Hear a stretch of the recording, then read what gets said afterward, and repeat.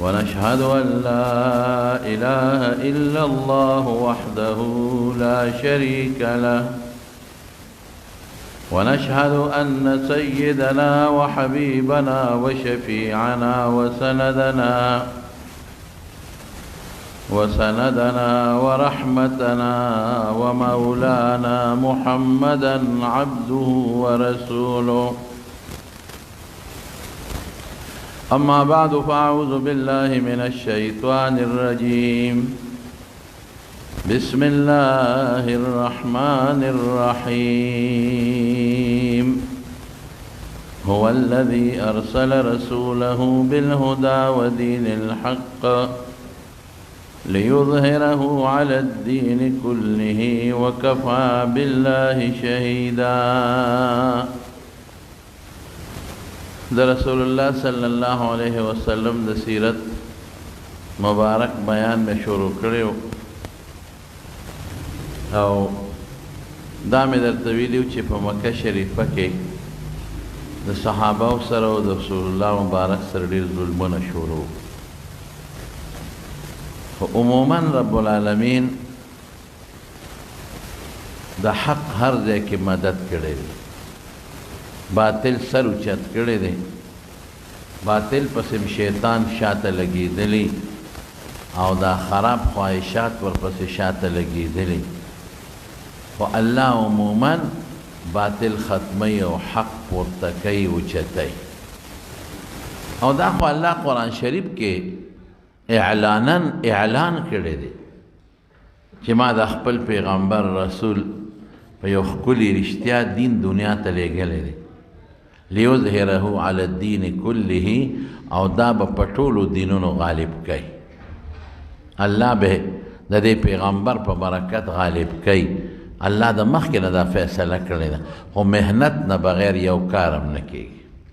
دا قانون دی. یو سړی چې کور جوړوي څونه محنت ولا کوي، روانې محنت نه غواړي او روغول محنت غواړي. که ته وایې چې زما دا کور دی روان شي نو بس محنت پرېږده، په خپله روانېږي. جارو پکې مه وه، رنګ روغنې مه کوه، صفی یې مه کوه، بار تیوزه څو ورځې پسې ګوره مږې به پکې شوي، جولاګو به جالې چولي، باران به پې د بره نه وشي، اصلاح مه کوه، لاندې به چت وبېږي، بس په خپله به روان شي. نو خواري باغ چې خواري ورسره مه کوه او بخور مه کوه، په خپله شړېږي، ختمېږي. نو روانې محنت نه غواړي او جوړوالی محنت غواړي. دا قانون دی. نو د دین باغچه چې کلم رسول الله مبارک لګولو، په کومو زمانه کې لګولې ده؟ اوهو، په داسې دور کې دا باغچه ولګ شاړه ځمکه کې ولګوله. شاړه ځمکه آبادول اسان کار نه دی. دې زمیندارو ته پته وي چې یو ځمکه آبادی، بس یوې پکې وکړې، ران ورته واچوه، بخور دوه درې ځلې الدولکن ور به وي، په خپله آباده شوه. لیکن شاړه ځمکه چې تا بنجر خوره ځمکه د کاڼو خوره او د سمسو د ډکه ځمکه، دا آبادول اسان کار نه دی. دا به اړی راڼی، دې نه به کاڼي وباسې، دې کې به مانجونه کې، دا به اوارې سوړې به پکې بندې، د خورې د پاره به دارو درمل ارسه به کې، څو کاله په دې محنت کې اوبو انتظام به وله کې. نو شاړه بنجر ځمکه آبادول ډېر ګران کاري. دا بنجر ځمکه وه. دا هغه خلک وو چې خپلو لوڼو سره یې نکاحګانې کړې وې. دا هغه خلک وو په دغه دور کې چې سکه میندو سره، یو میره موري میره نه، خپل سکه میندو سره یې نکاحګانې کړې وې. دا هغه خلک وو چې لوڼه به یې جمدی ښخولی. دا هغه خلکو په دغه دور کې چې د دې په کورونو به جنډې ولاړې وې. په بخاري شریف کې هم حدیث دی، په ابو داود کې هم دی. حضرت عایشه صدیقه رضی الله تعالی عنها فرمایي، وی بعضې ښځو به په کورونو جنډې لګولې وې، بعضې خلکو کولاو. دا جنډه به د دې نښه وه چې دې کور کې د خواهش د پوره کېدو انتظام شته. که څوک راځي او خپل خواهش پوره کوي، نو راځي د دې کور ته خپل خواهش دې پکې پوره کړي. او د هغې به بیا څو خلک به راتلل او خلکو به هغه کور ته دننه کوله و، پټه خبره نه وه چې جنډه ولګي، خو خبره ښکاره شوه که نه. پلار به خبر و د جینۍ نه، رور به ته خبر رونه به خبر، تربوران خبر، قوم خبر، او جنډه لګېدلې دنیا راځي خپل خواهش پوره کوي. او چې کله به د هغه ښځې حمل امید به پیدا شو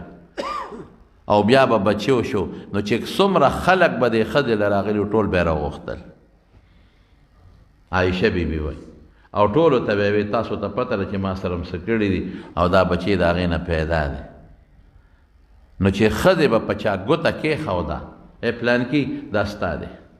دا ښځې خوښه وه چې په چا به یې ګوته کېښوده او د هغوی رواج ده چې انکار یې نه شو کولی. دا یې رواج و چې په چا به یې ګوته کېښوده بچی به د هغه میراث به یې د هغه نه وړو. د دې بچي او د دې مور ډوډۍ او انتظام او خوراک او جامه په هغه سړي وه. انکار به یې نه شو کولی چې دا د هغې رواج ده، بیا پکې مړي کېدل. څومره بې غیرتي. او دویمه واوره د دې نه خرابه، دویمه داسې وه چې یو کور ته به غون خلک په یو ځل ور دننه شو، 10-12 کسان، او یو ښځې سره به یې خپل خواهش پوره کړ. نو چې کله به دا ښځې بچیو شو نو سړي به یې راوغوښتل، وی راشئ تاسو ما سره دا چل کړی دا ماشوم دی پیدا شوی دی. او علم قیافې والا یو کسي چې هغه د لاسو د خپوره د کرښو نه پته لګوي، اب یې راوغوښته. نو د ماشوم لاس خپو ته به یې وکتل، او چې چا کم زناکار به و د هغې لاسونو خپو ته به یې وکتل. نو چې چا سره به یې کرښو سمې غوښته وي دا ستا بچی دی.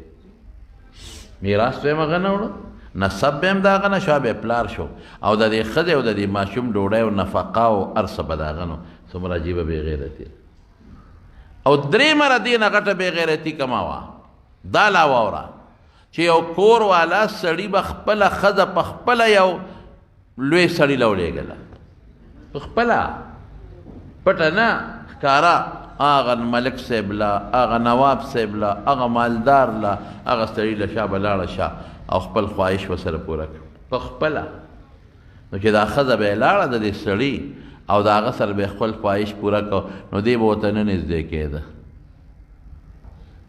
دی به نه نږدې کېده خپل خاوند، چې د هغې نه به یې امید ښکاره شو که نه، نو بیا به ورته نږدې کېده. دا ولې؟ وایي چې زمونږ په خاندان کې د هغې خان بابا، نواب بابا، ملک بابا بچی پیدا شي، اصیل بچی چې مونږ کره راشي. چې زمونږ قوم کې او زمونږ خاندان کې اصیل بچی راشي، سوچه بچی د پلان کې بچی راشي. لکه بېدبي دی معافي، او د بخاري حدیث دی د عایشې بیبي د تمې وایي لکه دې زمانه کې چې څوک غوا یو ښه غوی له لیږي. دا مثال به ورکړم، دا یو مثال شو. دې د جاهلیت تیاره کې چې لوڼه به یې هم جمدی ښخولې، ډاکې به هم کولې، مردارې به یې خوړلې. په دغه زمانه کې بنجره ځمکه کې د کفر بنجره ځمکه، د ګمراهۍ او د دلالت بنجره ځمکه، د جاهلیت بنجره ځمکه دی کې الله نبی کریم صلی الله علیه وسلم الله دنیا ته ښیي چې دا دومره خطرناک بنجر او شاړه ځمکه، کندې کپر ځمکه د کفر او په جاهلیت دام زه آبادول غواړم، نو زه آبادولی شم. نو دا ځمکه بنجر چې آبادېږي نو خواري به غواړي که به نه غواړي؟ محنت خامخا غواړي، دا ډېر محنت غواړي، ډېره خواري غواړي. نو رسول الله مبارک او د هغه صحابو ډېره زیاته خواري کړې ده، قسم په خدای ډېر محنت یې کړی. دې وجې نه خو الله پیغمبر فرمایي، د الله پیغمبر چې الله الله فی اصحابی، د خدای لحاظ وکړئ زما د صحابو په شان په حق خدای نه ویریږئ، د الله لحاظ پېژنئ، د الله لحاظ وکړئ، زما ملګرو ته کنځل مه کوئ، دې کنځل مه کوئ. فمن ابغضهم فمن احبهم فبحبي احبهم ومن ابغضهم فببغضي. که چا دوی سره مینه وکړه، دی ما سره مینه ده ځکه یې ورسره مینه وکړه. دوی سره چا بغض وکړه، زه یې بدي شم ځکه دا بدي شي. صحابه ولې صفت کوي نبي علیه السلام؟ دا خواري کړې ده، دا بنجره شاړه د ګمراهۍ او د جاهلیت ځمکه یې ورسره هواره کړې ده. صحابه ولې لوی مخلوق دی؟ د صحابه قرآن کې الله صفت کوي، والذین معه اشداء علی الکفار رحماء بینهم تراهم ركعا سجدا يبتغون فضلا من الله ورضوانا سيماهم في وجوههم من اثر السجود ذلك مثلهم في التوراة ومثلهم في الانجيل كزرع اخرج شطأه فآزره فاستغلظ فاستوى على سوقه يعجب الزراع ليغيظ بهم الكفار. الله صفت او الله وی دا ما چې مثال د دې صحابه او د پیغمبر د ملګرو درکا وی دا په تورات او انجیل کې مشته وای دا ما په مخکې کتابونو کې هم ذکر کړی او الله ځکه تا ته وی یا ایها الناس اے خلقا آمنو کما آمن الناس آمنو کما آمن الناس داسې ایمان راوړی لکه صحابه والا معیار د ایمان ستا د صحابه ایمان دی صحابه چې دا څومره لوی مخلوق دی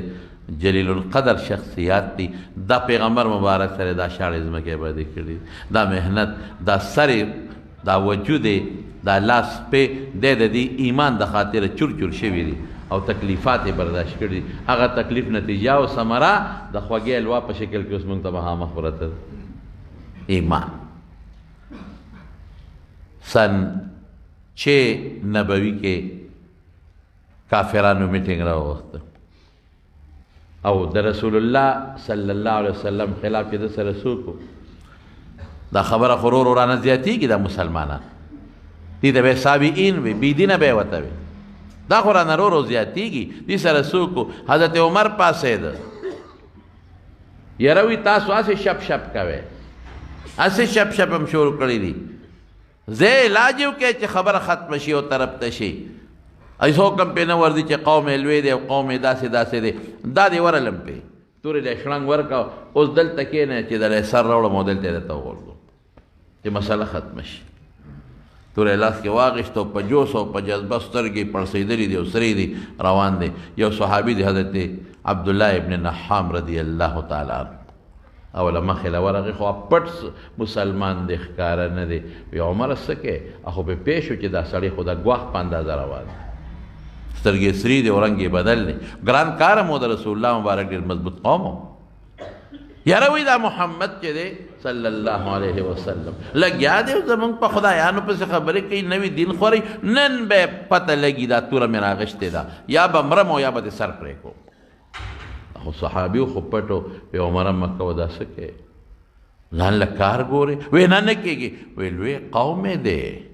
لوی قوم سره به څه کوې بس وی د خپل مذهب او دین دپاره دا قرباني ورکوم مه کوه عمره لوی ځان له کار مه ګوره ستا نه لوی خلک په مکه کې شته هغه نصیحت کوه نه سمېده وی عمر یو خبره درته کومه وی څه وی نه شي وجلی بس عمر پې پېښ شو وی داسې معلومیږي لکه تم بېدینه شوی پلار نیکه دین دې پرېښی دی د پسې ګواښ خو کورې تا مخکې برابروم هغه وی ما پرېږده ورشه خوره او اوښې دې الواله پیغور یې وله ورکړه ما پرېږده ته چې د کمې ډیوې او د کمې شمې د رڼا مړه کولو له دې د هغې رڼا ستا خور کره تلې ده اوښې دی خور دې د هغه ملګري دي او ته هغه پسې دی چې دا پیغور یې ورکړه عربو کې دا غیرت ډېر زیات دی اوس هم پکې شته پښتون قوم کې غیرت ډېر دی پښتون قوم په غیرت ودرېږي عربو کې غیرت ډېر زیات دی خو چې دی واورېدل بس رسول الله مبارک اراده یې پرېښود او نه اوښې کورګل اول دوی کره ده خور کره لاړ سعید ابن عمرو ابن نوفل رضی الله تعالی عنه دا لومبو زمانو کې لومبي مسلمان دی او په عشره مبشرو کې نوم لس کسان چې رسول الله مبارک نومونه په یو مجلس کې اخیستي دي چې دا به جنت کې هغه میرټ لیست کې چې لومبی کم میرټ لیست دی لومبی لس کسان اول په هغې کې د سعید ابن زید ابن عمرو ابن نوفل نوم دی نو د عمر د خور نوم فاطمه بنت الخطاب وه هلته ورغی اوس هغوی لګیا دي حضرت خباب رضی الله عنه یو استاد دی د هغه قصه مې راته مخکې کړې چې تکلیفونه پرې تېر شوي او ته قرآن ښایي او دروازه د دننه نه کونډه کړې ده چې دې ورغې دروازه کې زور ورکړه کونډه ده شکي شو چې غوږ یې کېښود د قرآن شریف اواز یې واورېد بس زړه باندې نور مور بل شو هو دا څه شو دا خو واقعي د هغه زما خور هم د هغه په دین ده اوښې مې په دین دی ولېږه دي چې ته پرېږدم او غزار یې ورکو د دروازې له د تورې په دې سټۍ باندې ټزار ورکو هغې خو پوه شو او چغې وی ور لرکې خور یې ډېره هوښیاره وه هغې د خپل خاوند ته وې سړی خو راغې خدای دې پکې خیر واچوي مونږ به ورسره څه چل کوو هغه استاذ ته یې وې حضرت خباب ته وې ته چې ته پټ شه په تا ګزارونو کې دی خورې مو دی اوښې دی مونږ به راکاږو سره خو ته پټ شه دی چې ته کوټه کې د کټ لاندې یا یو ځای کې پټ کړه چې هغې ورته څنګه ورکولاو کړه د دې اوښې سره مشتو ګریبان شو زورونه مو تکړم دی او د دې تورې په دې موټي باندې دا اوښې وایي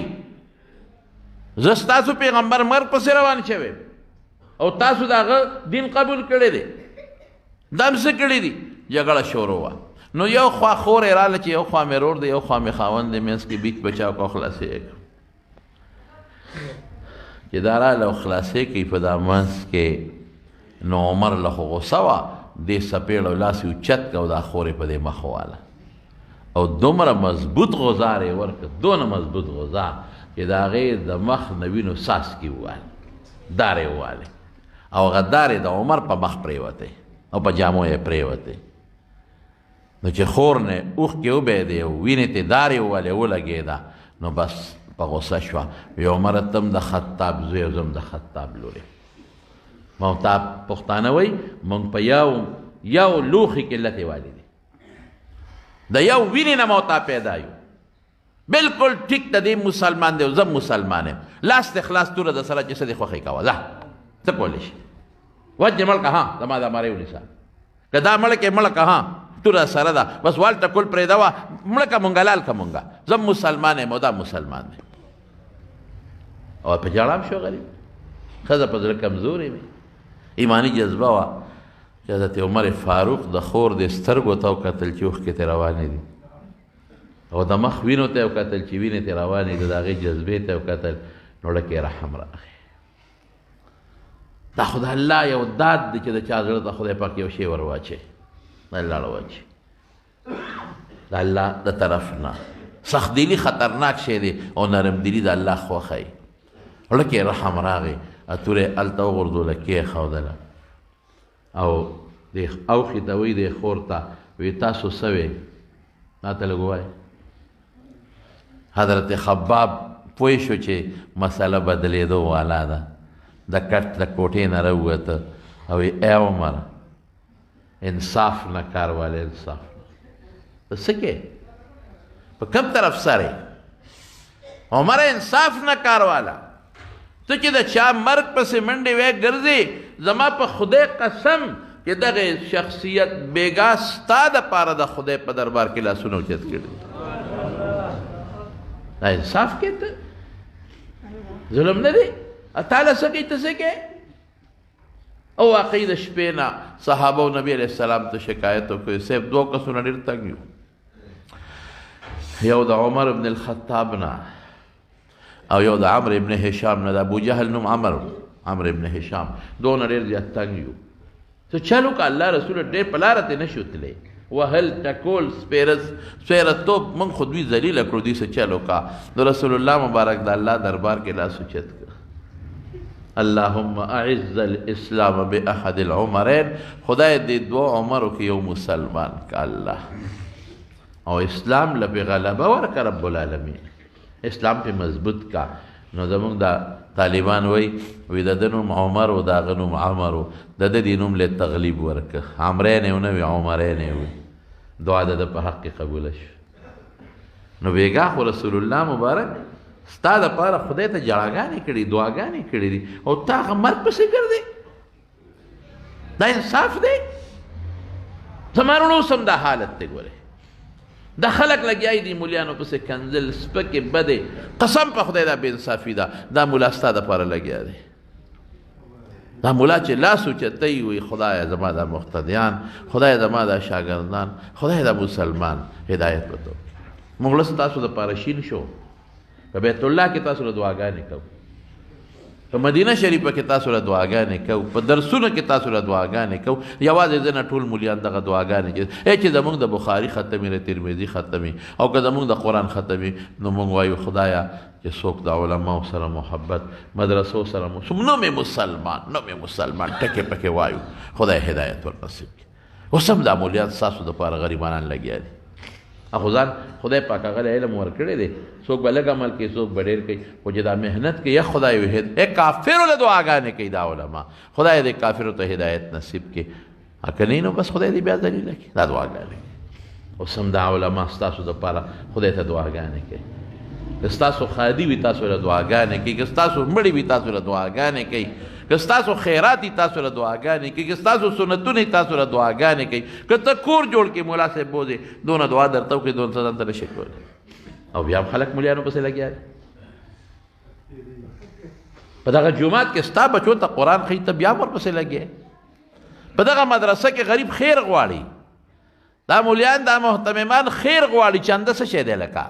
خیر دی خیر خو یو د ګناه والا خیر نه دی سوال کوي سوال د خلکو نه پیسې غونډوي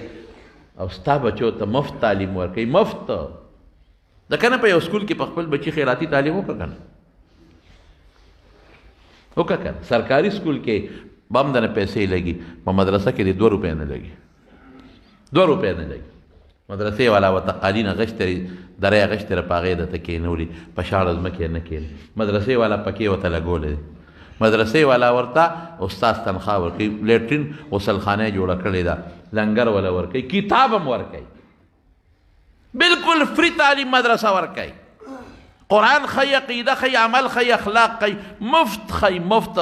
سوال کوي غریب خو ستا بچو له مفت تعلیم ورکوي بیا مو پسې خلک لګیا دي خبرې کوي سپیره خلک بدبخته خلک بدبخته او سپیره خلک دا د مخکې نه شی ور روانه ده دا بې انصافي ده چې کوم انسان خیراتي او مفت تعالی مونځ درکوي خیراتي او مفت ستا بچو ته سبق ښیي خیراتي او مفت ستا بچو ته عقیده ښیي او خیراتي او مفت ستا بچو ته دین ښیي انصاف دا نه دی چې ته ورپسې بدله دی ووایې انصاف دا دی چې د ده لاسونه ښکل کې انصاف دا دی چې ته دته دعا وکړې انصاف دا دی چې د ده په بدو خپه راکاږې وی نه شرمې الله به تپوس کوي قیامت ورځ که الله خو شته ده قبر هم شته او دا قیامت هم شته د دې تپوس به الله کوي چې ما دا علماو څه کول تعالی او تا ورسره څه وکړل د مدرسو تا سره څه وکړل ظالمه دین یې درته ښو زما قرآن یې درته ښو او تا ورسره څه کړي ملا که ستا جنازې له رانغې بس د ټولو عمر روانه شوه وایي زما جنازې له رانغې هلکه یوه نی بله بدله وکړي که مجبوري به وي د غریب که یو خان که جنازې له رانشي زوی راشي وي خیر زوی راغلی دی ملا که لاړ نشي زوی راغلی نه نه وي دی ولې رانغی ته چلو شو انسان دی مجبورتیا هم کیدی شي د مارونو دا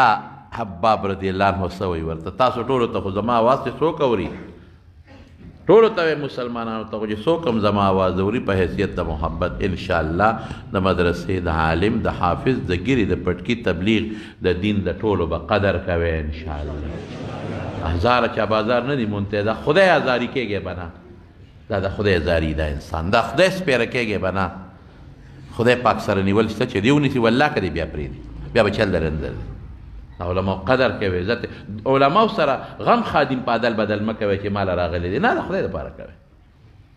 بهر کې زمارونو حضرت خباب رضی الله عنه ورته وایي عمر انصاف دا نه دی چې ته څه کوې ته چې د چا مرګ پسې روان یې بېګا د خدای په دربار کې تا ته جړلي ستا دپاره جړلي دي او سوالونه کړي دي لږ بیا نورم نرم شو وی ته راوړه که نه هغه تاسو څه لوستل نه خور ورته سره شوه وی نه د ماله راوړه وګورو وی نه نه در کوم ولې نه راکې وی ته پلیتې وی څوک هم وی ولامبه هلته رسول الله مبارک د شپې دعا کړې ده هغه دعا د خدای عرش سره ډغره والې ده اوس بدل دی مقلب القلوب زړه اړونکی الله دی وی ښه غسلخانې ته ننوته وی لمبل وی اوس خو راته ووایه که نه د قرآن شریف یو څو ایتونه یې ورته ووایي چې وی زړه بدل شو زړه واوړېد د زړه دنیا بدله شوه وی ما رسول الله مبارک لبوز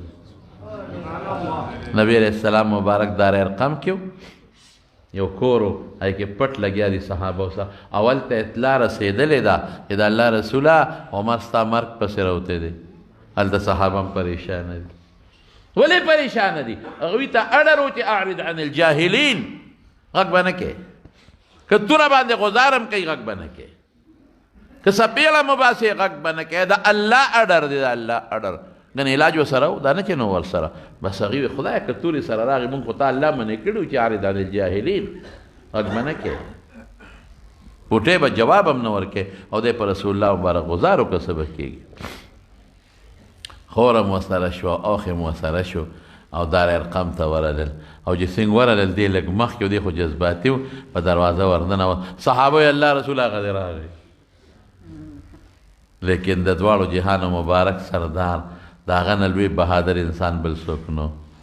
صحابوی ما رأینا اشجع منه د حضور پاک نه بهادر شخصیت موږ نه دی لیدلی ډېر بهادر وی دغه دې صاحب راغی وی بس نبي علیه السلام ورمنډه کړې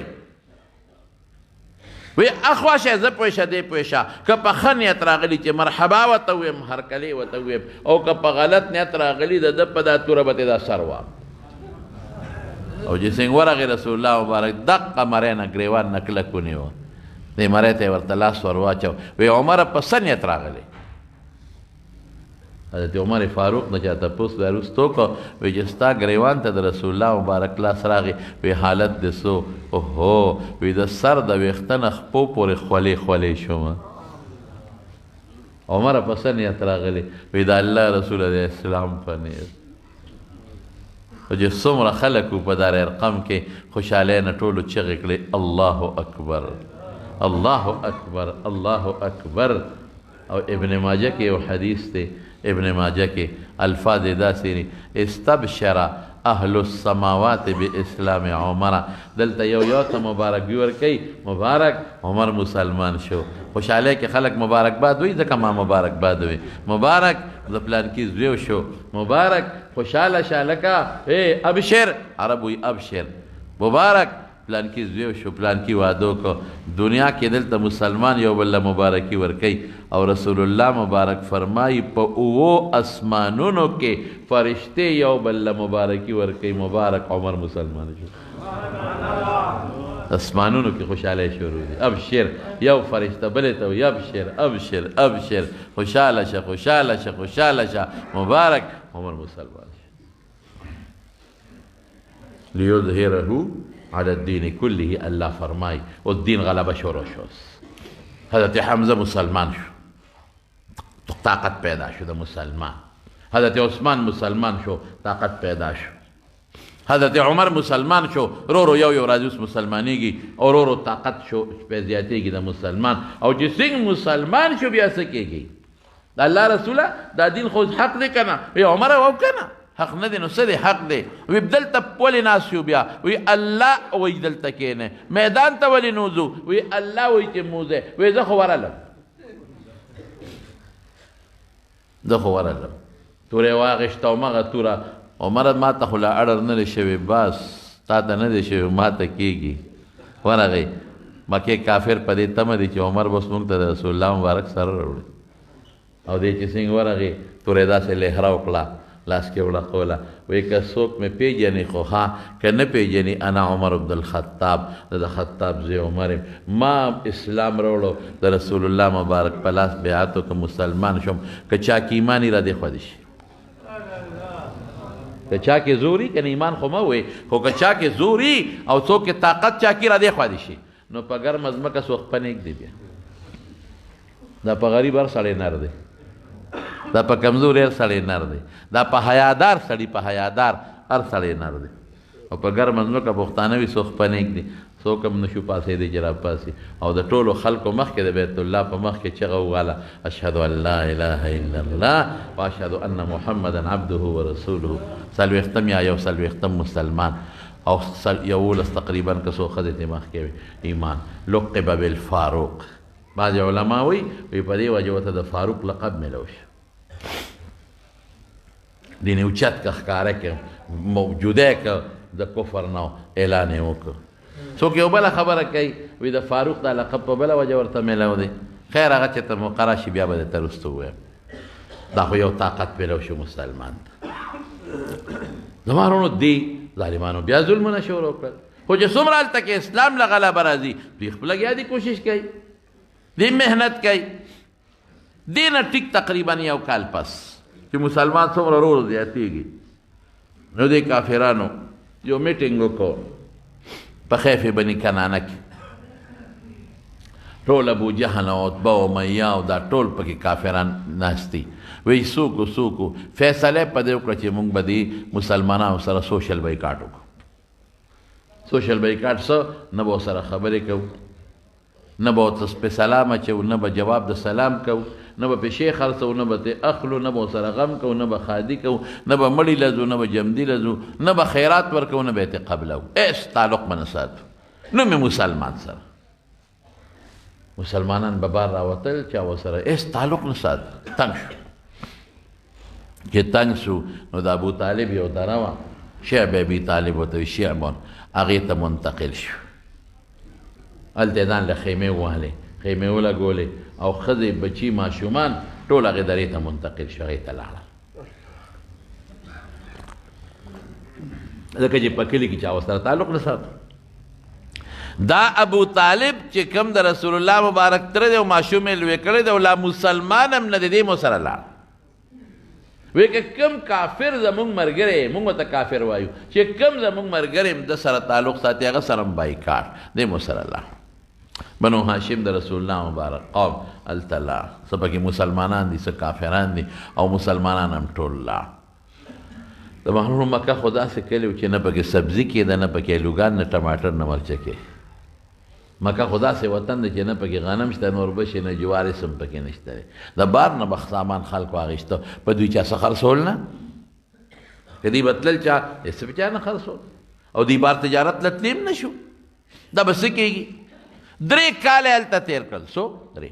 او په دې 3 کاله کې دوی څو خوړل دغسې نورونو ته غریبانان ناست وو په خیمو کې پراته دي څه به یې خوړل د ونو پاڼې به یې خوړل او دا کبلې او دربونه به یې راشکول دا به یې خوړل او چې ماشومان به ورته په ژړا شو که نه واړه نو هډوکي به یې راواغېستل زاړه هډوکي نو به یې ووینځل نو اوبو کې به یې واچول نو اور به یې ورپسې بل کا به یې وخوټ کول نو هډوکي خامخا سواز ګماز ګنښتي نو هغې به څه غوړوالی مړوالی ټینګوالی اوبه به ټینګې شي نو ماشومان له به یې هغه ښوروا ورکړه دا ژوند و وړو به ورته ژړل ډېر تنګ شو صحابه کرام ډېر تکلیف سره شو بعضې کافرانو چې هغه زړهسوان دي هغې به یې خپل منځ کې سره پټې پټې خبرې شروع کړه چې دا خو د ظلم دی او د دې ماشومانو ژړاګانې به دوی اورېد دا کافران به لاړل دې درو سره به خوا کې ورته ولاړو چې ماشومانو به خوراک مراک پسې ژړل دي به یې چغې اورېدې نو دوی به پسې لاسونه ټپول او خنداګانې به یې بېلې کولې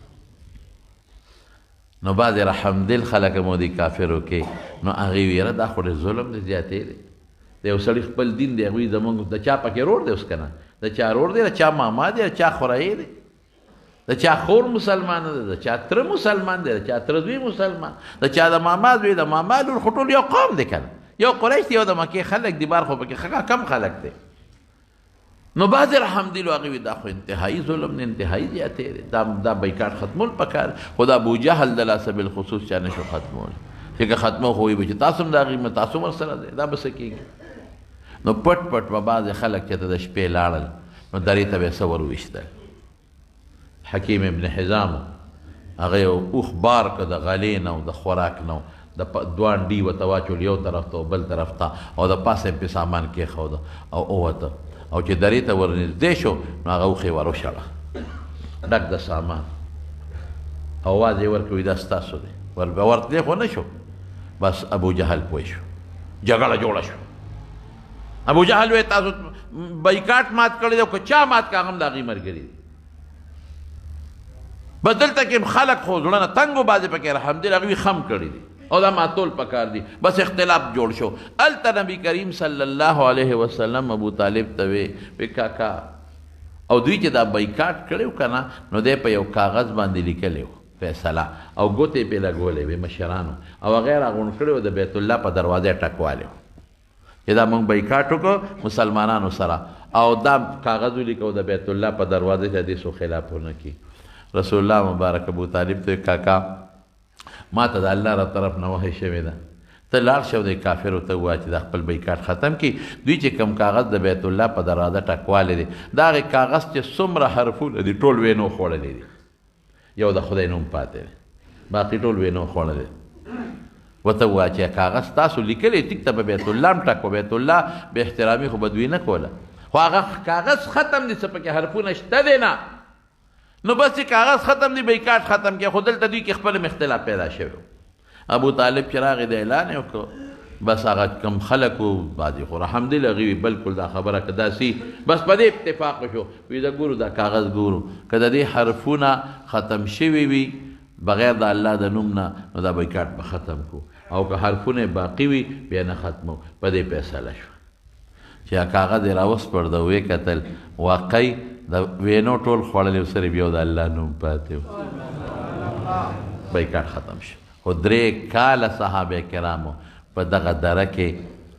3 کاله دا تکلیفونه برداشت کړل نبی کریم صلی الله علیه وسلم چې کله مکه شریفه فتح شوه یا حجة الوداع شو دقه خیف بني کنانه کې ډیره واله چا ورته وی صاحب کوم ځای این تنزل غدا مکه چې فتح شو کوم ځای به وخت تیری وی خیف بني کنانه کې وخت تیرو حيث تقاسموا على الكفر لما خلاف دلته دی میټینګ کړو او د کفر فیصله کړو د بایکاټ مزه د الله شکر ادا کوم نن هغه ځای کې خیمه لګوم هلته شکریا ادا دا لاسه کې حضرت ابوبکر صدیق څومره د لوی خاندان سره لوی خان لوی سړی مشر سړی اوچت طاقتمن سړی هغه غریب یې څونه تنګ کړی چې هغه هم هجرت ته نبي اسلام ته زه خو د وطن نه ځم وی ښځه لاړ شه چې لاړه اووت د وطن نه یو کافرو ابن دغنه یا دغینه اوله مخې نه ورغې ابوبکر څه کې یاره وی دا قوم مې نه پرېږدي بس دا وطن ورته پرېږدم او ځم نور خلک هم حبشې ته تلي هغه ورته وایي نه ستا غوندې سړي د ته څه کې ته خو ډېر ښه سړی یې وی نه مې پرېږدې قوم وی نه نه قوم پرېږده راځه زه دله امن در کوم زه دې بوزم امن در کوم ته خو د کونډو رونډو خدمت کې د یتیمانانو خیال ساتې د بېکسو مدد کې قرضدارو خیال ساتې ستا غوندې چې داسې ما نه یو یو لاړ شي د ما به څه کېږي ابن دغینا دام لوی کافر و یو غټ ملک و راغی او د مکې په ټولو ملکانانو وګرځېد هلکه وایي ابوبکر غوندې سړی تاسو شړی دا چې دا کوم عثمان لاړ ابوبکر لاړ چې دا لوی لوی خلک تاسو نه لاړ شي زموږ دا قوم کې به څه پاتې شي پیشه خپل دین یې پیشه او ابوبکر لما امن ورکړی هغې د خپل ملګري د کافر ابن دغینه ته وی خطا امن ورکړه ټیک تا زمونږ په نظم په امن او یو شرط پې ولګوه وی څه شرط وی ده ته ووایه چې ته دا خپل مونځ او دا قرآن په کور کې در نه وایه حضرت ابوبکر صدیق د دروازې مخې ته ځان له یو چبوتره جوړه کړې وه یو جوماتګۍ نو هلته به ناستو د قرآن شریف تلاوت به یې کوو جړل به یې ورسره ډېر په زړه نرم و نو د کافرو ښځې ماشومان به په لاره تېرېدل نو ده ته به یې کتل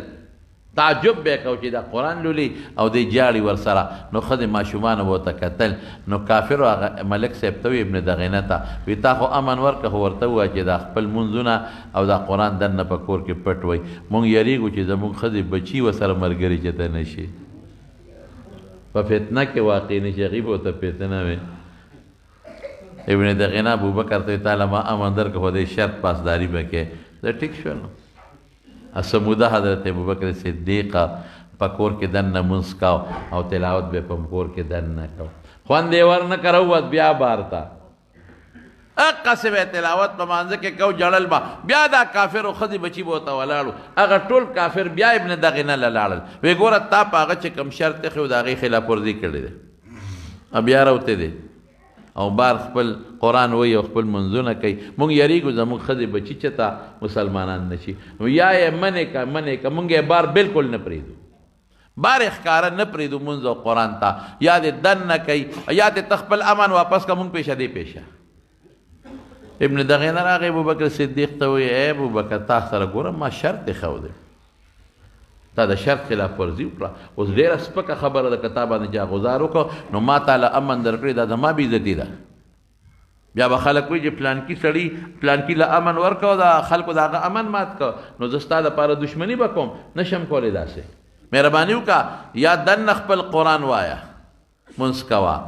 یا ما ته خپل امن واپس کا چې د اعلان وکړم چې زما د امن نه ووته بیا ته پیشه دا کافران پیشه حضرت ابوبکر صدیق ورته وی ابن دغینه ډېره مهرباني تا ته ما خپل امان واپس کړ ما له د الله او د رسول امان کافي دی راووت بار بیا هغسې خپل مونځ کو او خپل قرآن شریف بیا لوستو زما وروڼو ورو ورو په دې طریقه باندې الله پاک څه وکړل ښځې به ایمان راوړه ماشوم به راغی د مسلمان ملګری به شو رور به راغی بل رور اسلام زیاتېده رو